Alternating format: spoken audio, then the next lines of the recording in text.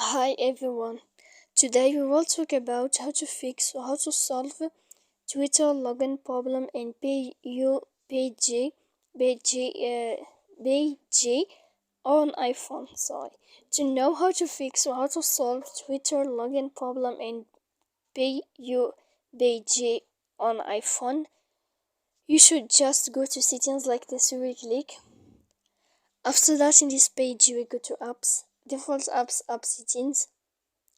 When you will see this list, you will go down to find the application of Twitter and you will enter. When you will see this page, you will go to click for stop.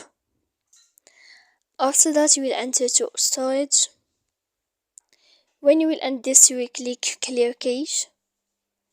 Then you will go to click clear data. And after all that, when you will end this, you can turn off your phone. So please don't forget to support us by like and subscribe. See you next time.